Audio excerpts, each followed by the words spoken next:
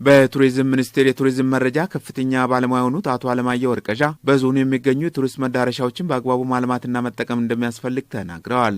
መንግስትም ለቱሪዝም ሴክተሩ ልዩ ትኩረት ሰጥቶ ቱሪዝሙ እንዲያድግ፣ ገቢ እንዲጨምር፣ ኢትዮጵያ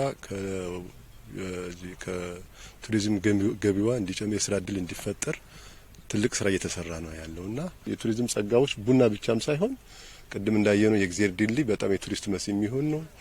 መስጊዱን አይተናል፣ ቤተክርስቲያኖች አይተናል፣ የጥንት ቤተክርስቲያኖች አይተናል። እነዚህን በደንብ ፕሮሞት በማድረግ በማስተዋወቅ ገቢው እንዲጨምር፣ የስራ እድል እንዲጨምር ያደርጋል። በዘርፉ ያለውን እምቅ አቅም ከማልማትና ከማስተዋወቅ ረገድ ሚኒስቴር መስሪያ ቤቱ አስፈላጊውን ድጋፍ እንደሚያደርግም ገልጸዋል። ሚኒስቴር መስሪያ ቤቱ ባለሀብቶችን በመጋበዝ በራሱ አቅም የሚሰሩትን ስራዎችን በመስራት ከዞኑ ጋራ ከክልሉ ጋራ ቅንጅት በመፍጠር የሚለሙበትን ሁኔታዎችን ያመቻቻል የሚል እምነት አለ። የካፋ ዞን ባህል ቱሪዝምና ስፖርት መምሪያ ኃላፊ ወይዘሮ ታሪኳ ታከለ በዞኑ 138 የቱሪስት መዳረሻዎችን በመለየት የማልማትና የመንከባከብ ስራ እየተከናወነ መሆኑን አስረድተዋል። እጅግ በጣም ሰፊ የቱሪዝም መስህብ ስፍራዎች ያሉት ነው።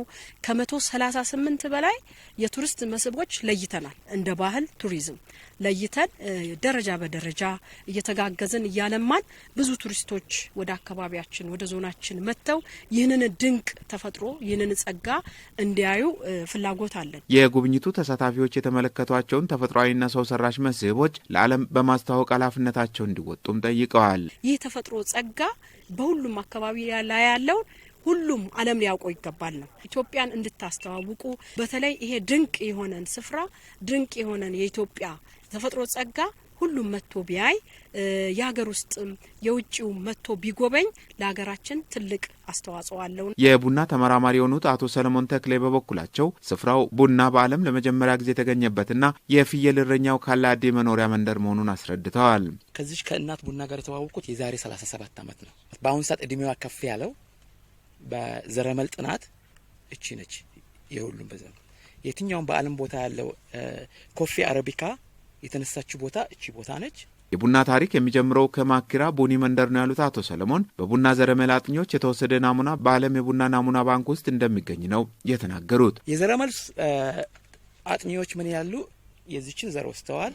በዓለም ላይ እንግሊዝ ሀገር ውስጥ ነው ያለው ቦምብ ፕሩፍ ቦምብ ፍንዳታ የሚቋቋም የቡና ናሙና አለ የደረቀ መቼ ሄደ? በ15ኛው ክፍለ ዘመን ሄደ። የቡና ናሙና የትኛውም የዘረመል አጥኚ ከሷ ይወስድና ዲኤንኤ አጥንቶ ሲመጡ የሚወድቀው የት ነው? ቡና በተለያዩ የዓለም ቋንቋዎች ካፋ ከሚለው ስም ጋር ተቀራራቢ በሆኑ ስሞች እንደሚጠራ ተናግረዋል።